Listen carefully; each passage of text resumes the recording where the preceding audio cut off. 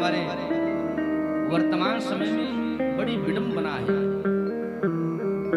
कथा कहने वाले वक्ता हर वर्ग के हो गए, हर वर्ण के हो गए, लेकिन ये गलत है।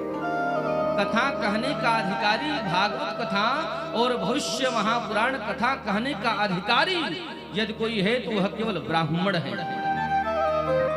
लेकिन आजकल तो जिसको देखो वही कथा सुना रहा है। लोग आकर के कहते हैं महाराज जी मैंने कथा सुना, कुछ फायदा हुआ ही नहीं। अरे भैया ब्राह्मण से सुनोगे तब फायदा होगा ना। मैं क्षमा चाहता हूं, यहाँ पर किसी अन्य जातियों की यहाँ पर कोई बुराई नहीं लिखी गई है। जो चीज अच्छा, एक बात मुझको यह समझ में नहीं आता है कि आजकल हर वर्ण के लोग ब्राह्मण ही क्यों बनना चाहते हैं। बड़ी विडंबना है। अरे भगवान ने यदि आपको क्षत्रिय बनाया है तो आप अपने धर्म में रहिए, आप वहीं पर पूजनीय हो जाएंगे।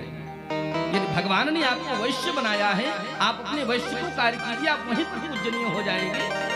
यदि भगवान ने आपको शूद्र बनाया है, आप शूद्र में रह करके ही अपने जीवन को यापन कीजिए, आप शूद्र रूप में ही पूजित हो जाएंगे। संत रैदास को क्या हम लोग पूजते नहीं है? रैदास कौन थे? जाति के चमार थे भैया। इसके बावजूद प्रत्येक धर्म मंचों से रैदास के नाम को बड़े सम्मान के साथ में लिया जाता है। क्यों? क्योंकि वह ब्राह्मण से अलग जाति होने के बाद भी उन्होंने अपने धर्म में जिया, अपने धर्म में मर गए। और ध्यान रखना, भगवान श्री कृष्ण गीता में कहते हैं स्वधर्मे निधनम श्रेयः परधर्मो भयावह। व्यक्ति को अपने धर्म में जीना चाहिए, व्यक्ति को अपने धर्म में मरना चाहिए। लेकिन आजकल तो एक होड़ चल गई साहब, हम ब्राह्मण बनेंगे, ब्राह्मण बनेंगे। नहीं नहीं, ब्राह्मण मत बनिए। आप जिस वर्ण में हैं, आप जहां पर हैं, आप अपने उसी स्थान पर रह करके आप अपने कर्म को तल्लीनता पूर्ण कीजिए, आप वहीं पर पूजनीय हो जाएंगे, आप वहीं पर वंदनीय हो जाएंगे। बोलो राधे राधे। यह हम लोगों की एक बहुत बड़ी पीड़ा है, और वह पीड़ा कभी कभी निकल आती है।